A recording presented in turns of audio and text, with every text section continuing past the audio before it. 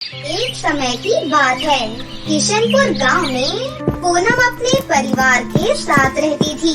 वो बहुत गरीब थी। उसके पिता खेती करते थे। पूनम बहुत ही शांत और एक नेक दिल की लड़की थी, लेकिन बदकिस्मती से वो बहुत ही काली थी। लोग उसके कालेपन का बहुत मजाक बनाते थे। पूनम बेटा, जा बाजार जा और कुछ सब्जियां ले आ। घर में सारी सब्जियां खत्म हो गई हैं। तू अपने पसंद की कुछ सब्जियां ले आ। नहीं नहीं मम्मी, मैं नहीं जाऊंगी, आप बाजार जाओ। जाओ बेटा, बाहर जाओ। बाहर भी घूमना फिरना चाहिए। तुम कब तक ऐसे घर में छुप कर रहोगी? मम्मी, आपको पता है ना, सब मेरे कालेपन पर बहुत हंसते हैं। सब मेरा मजाक बनाते हैं। बेटा, इंसान का मन साफ होना चाहिए, सूरत नहीं। कमला के बार बार कहने पर पूनम बाजार चली जाती है। तभी कुछ लड़के पूनम को देखकर कहते हैं, अरे रवि, देखो जरा, काला बैगन चलकर आ रहा है। काला बैगन? वो कब से चलता है? अरे देखो तो जरा। अरे हाँ, ये तो सच में ही काला बैगन चलकर आ रहा है। पूनम उनकी बात पर ध्यान न देकर सब्जियां लेकर अपने घर वापस आती है। एक दिन पूनम की सहेली दिव्या उसे खेलने के लिए बुलाती है, पर पूनम उसे मना कर देती है।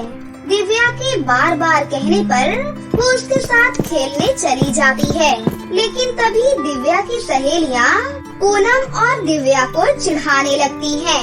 अरे दिव्या, इस काले कौवे को अपने साथ क्यों लेकर आई है?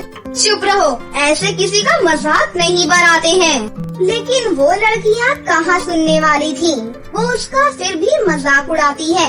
फिर से सभी उसे कौवा कहकर चिढ़ाने लगती हैं, जिससे नाराज होकर पूनम वहाँ से भाग जाती है। फिर पूनम रोते रोते एक पेड़ के नीचे बैठती है।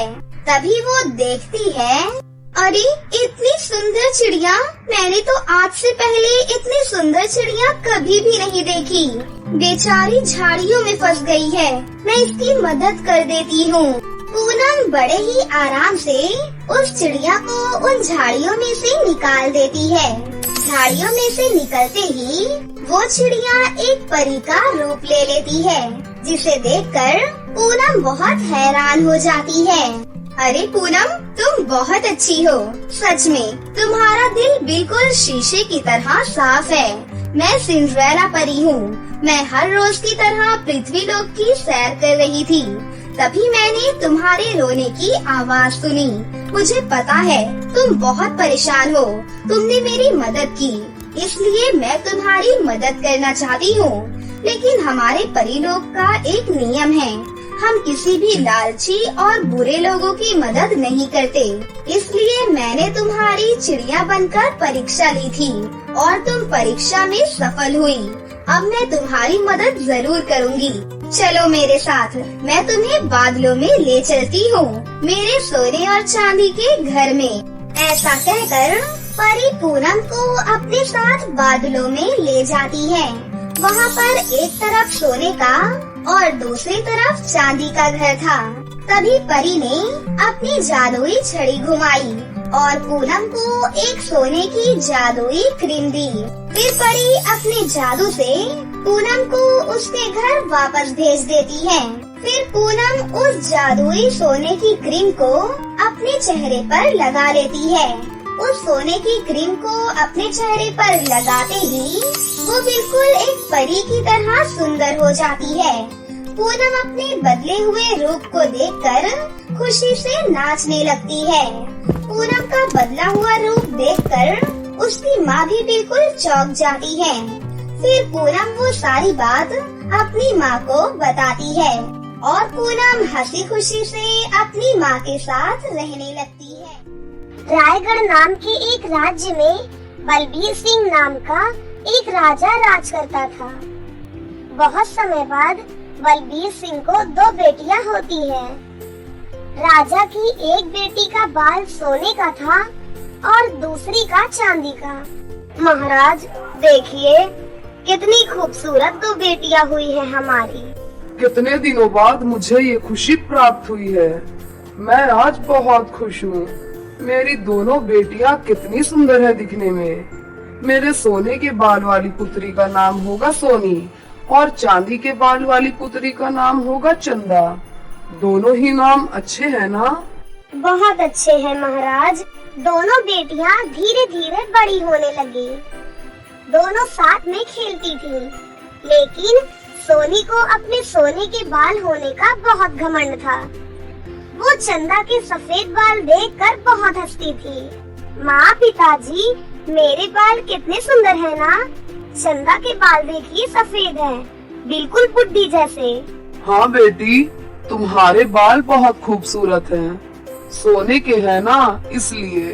पिताजी, मुझे सोने की एक कंघी बनवा कर दीजिए ना, मुझे चाहिए। ठीक है बेटी, मैं आज ही तुम्हारे लिए सुनार को बुलाकर सोने की कंघी बनवा दूंगा। तुम्हारे बाल कितने खूबसूरत हैं, तुम्हें तो कंघी बनवाकर देना ही पड़ेगा। पिताजी, आप मुझे नहीं देंगे क्या कुछ भी? बेटी, तुम्हारे लिए जो महल में कंघियां हैं वही काफी हैं।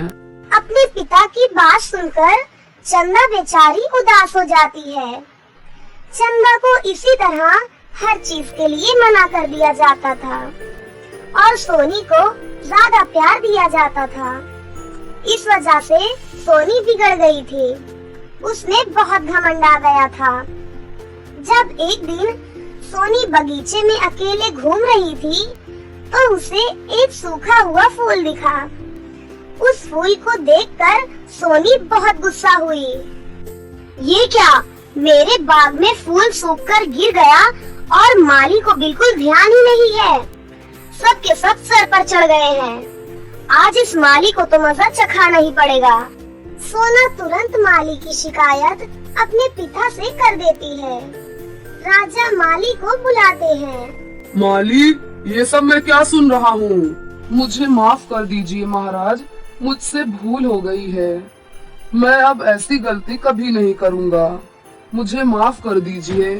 झूठ बोल रहा है ये माली, इससे गलती हुई है। ये सब मेरे खिलाफ साजिश है। पिताजी, मैं चाहती हूँ कि इस माली को अभी के अभी इसी वक्त यहाँ से निकाल दिया जाए। तभी वहाँ मौजूद चंदा कहती है, नहीं पिताजी, इतनी छोटी गलती के लिए इतनी बड़ी सजा देना उचित नहीं है। ये तो अन्याय है। उन्होंने हमारे बगीचे में कितने अच्छे फूल खिलाए हैं। बड़ी आई न्याय और अन्याय की बातें करने वाली। गलती मतलब गलती।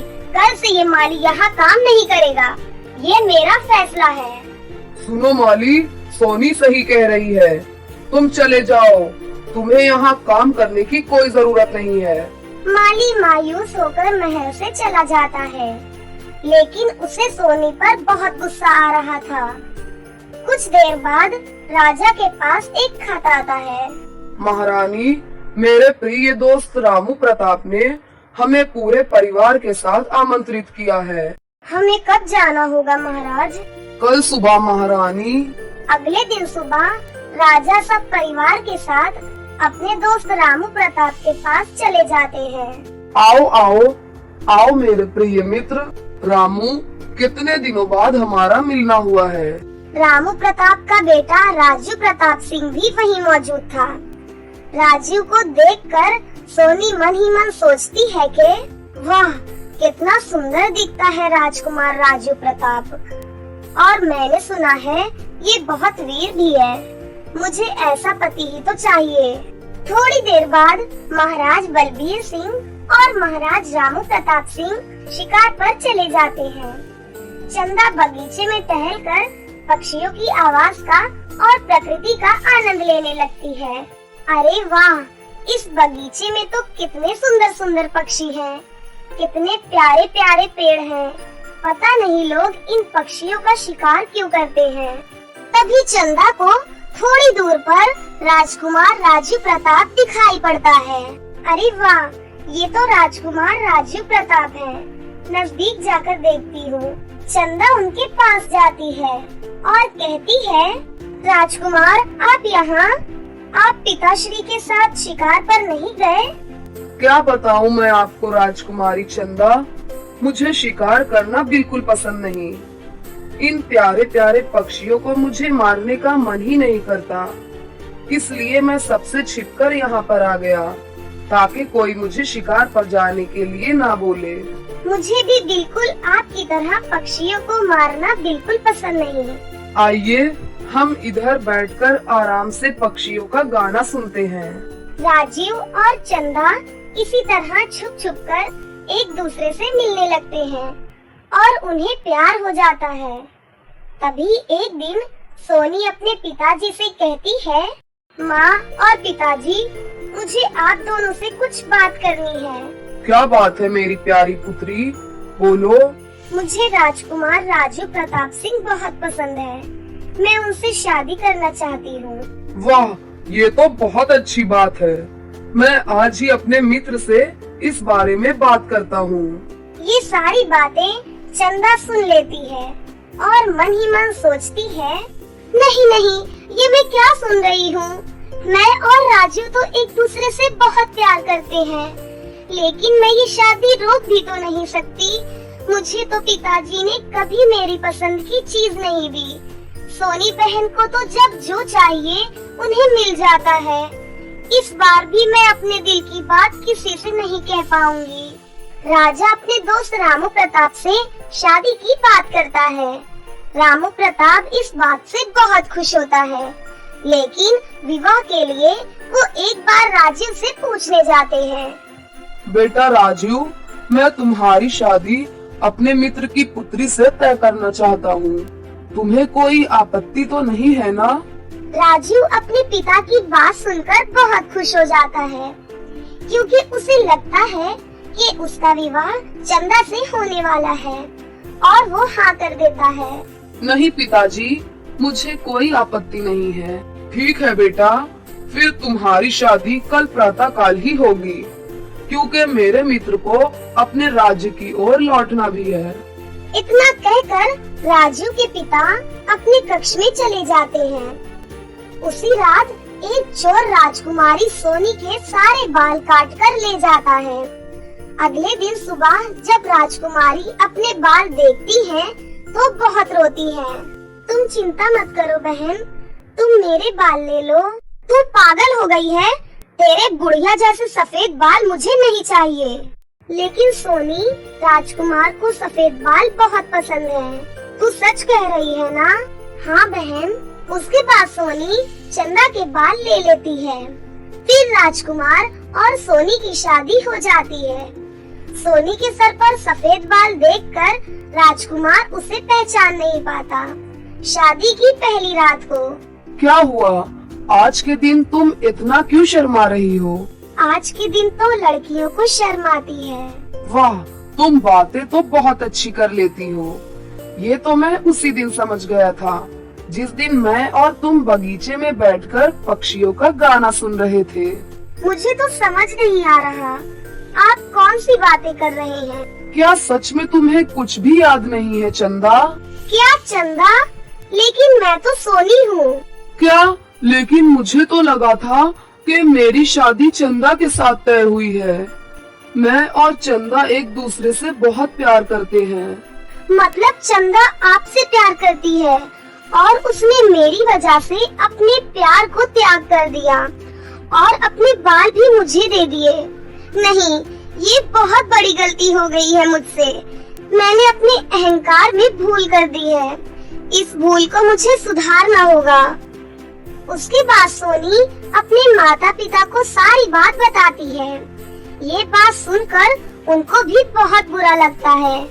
वो चंदा के त्याग पर गर्व करते हैं। बचपन से लेकर आज तक बेटियों के भेदभाव के लिए उससे माफी भी मांगते हैं और चंदा और राजू की शादी करवा देते हैं।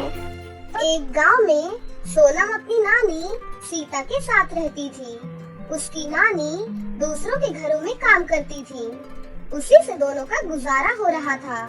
वहीं सोनम पास के एक सरकारी स्कूल में पढ़ने जाती थी। उन्हीं के पड़ोस में सोनम के मामा पीके और उसकी मामी अनुष्का रहा करती थी। कुछ समय पहले जब सोनम के माता पिता एक सड़क हादसे में टपक गए थे, तो उसके मामा मामी ने मिलकर सोनम और उसकी नानी को घर से बाहर निकाल दिया था और सारी जमीन जायदाद पर अपना कब्जा कर लिया था। एक दिन सीता काम करके घर वापस लौट रही थी कि तभी उसे गांव की दो औरतें मिलती है। अरे नानी जी, आप इस उम्र में काम क्यों कर रही हो? अरे आपके तो इतने अच्छे बहू बेटा भी हैं, उनके पास रह लिया करो ना। नहीं बेटा, उन दोनों की तो तुम बात ही मत करो। मेरी कोई बहू कोई बेटा नहीं है। उस अनुष्का ने मेरे बेटे पर पता नहीं क्या जादू कर दिया है। वो सिर्फ उसी की सुनता है, अपनी माँ की तो वो एक नहीं सुनता। इतना कहकर सीता वहाँ से चली जाती है। तभी वो दोनों औरतें अनुष्का के पास पहुँच जाती हैं और उसे सीता की सारी बातें बता देती हैं। अच्छा, इस बुढ़िया की इतनी औकात हो गई कि अब गांव के सामने मेरी बेइज्जती कर रही है। इस बुढ़िया को तो मैं अभी सबक सिखाती हूँ। चुपके चुपके अनुष्का सीता के घर पहुँच जाती है। क्यों रे बुढ़िया, तुझसे आराम से बैठा भी नहीं जाता? मेरी चुगली करती घूम रही है। नहीं बेटा, तुम्हें जरूर कोई गलत फहमी हुई है। मैंने किसी को कुछ भी नहीं कहा। अरे अपनी बकवास बंद कर, मैं तेरे बारे में सब जान चुकी हूँ। अब देख मैं तेरी क्या हालत करती हूँ। आज के बाद तू कुछ भी बताने लायक नहीं बचेगी। इतना कहकर अनुष्का डंडे और लातों से सीता को मारने लग जाती है। नहीं बेटा, मुझे माफ कर दे बेटा। मैंने सच में तेरे बारे में कुछ भी नहीं कहा बेटी। नहीं बुढ़िया, अब तो मैं तुझे कुछ कहने लायक भी नहीं छोड़ूंगी। पीट पीट कर अनुष्का सीता को बेहोश कर देती है। अरे लगता है इस बुढ़िया का टिकट कट गया। अब जल्दी से मुझे यहाँ से निकलना होगा, नहीं तो गांव वाले मुझे भी ऊपर पहुँचा देंगे। इतना कहकर अनुष्का वहाँ से भाग जाती है। थोड़ी देर बाद सोनम वहाँ पर आती है।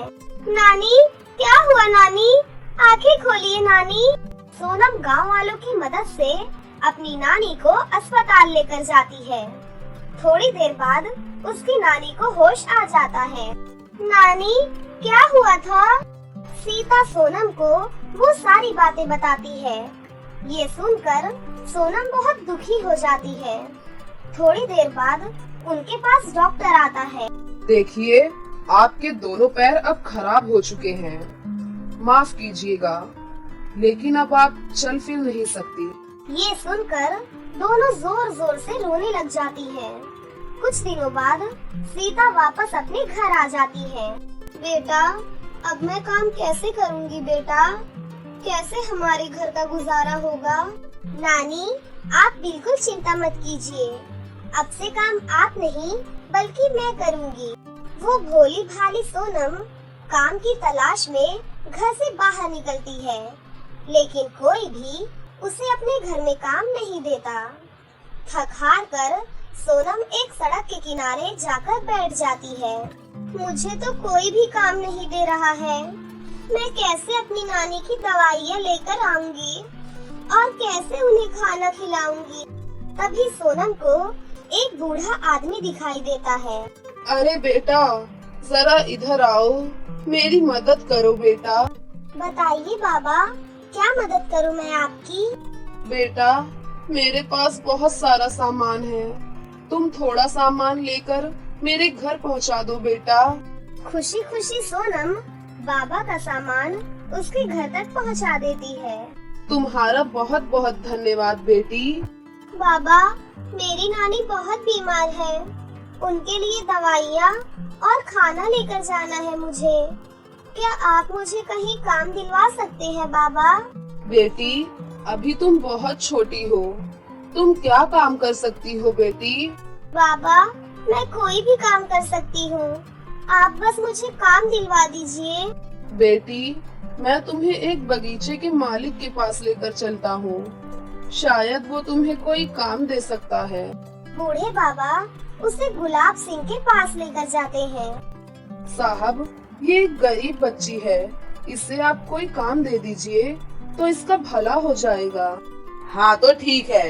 ए लड़की, तू गुलाब बेच सकती है क्या? हाँ हाँ अंकल, क्यों नहीं। तो ठीक है, ये गुलाब जरा बाजार ले जा और इन्हें शाम तक बेच कर आ।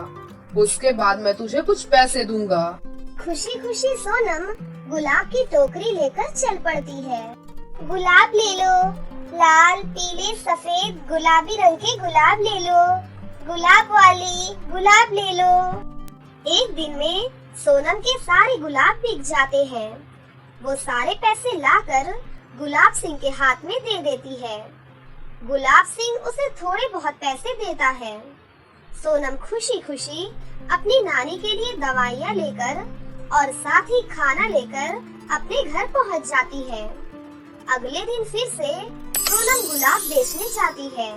तभी वहाँ पर उसे करिश्मा नाम की एक परी देख लेती है। करिश्मा परी को गुलाब के फूल बहुत पसंद आ जाते हैं। परी सोनम के पास जाती है। अरे तुम्हारे गुलाब तो बहुत ही सुंदर है, क्या तुम मुझे एक गुलाब दे सकती हो? खुशी खुशी सोनम परी को एक गुलाब दे देती है। लेकिन बिटिया, मेरे पास तुम्हें देने के लिए पैसे नहीं है। कोई बात नहीं परी जी, आप ऐसे ही ले जाइए। आप एक काम कीजिए, आप इसे अपने बालों में लगाइए, आप बहुत ही खूबसूरत लगेंगी। परी उस गुलाब के फूल को अपने बाल में लगा लेती है और वहाँ से चली जाती है। ऐसे ही परी अब रोज रोज सोनम के पास आने लगी थी और उससे गुलाब लेकर अपने बालों में लगाने लगी थी। इसी तरह हंसी खुशी सोनम की जिंदगी बीतती जा रही थी और वो अपनी नानी के लिए 2 वक्त की रोटी और दवाइयों का इंतजाम कर रही थी। जब ये बात अनुष्का को पता चलती है तो अनुष्का सोनम से भी जलने लग जाती है। दोनों नानी नातिन कैसे खुश रह सकती है? मैं इन्हें बिल्कुल खुश नहीं रहने दूंगी। जरा देखो तो ये लड़की गुलाब लेकर कहाँ से आती है। अनुष्का सोनम का पीछा करती है और गुलाब सिंह को वहाँ पर देख लेती है।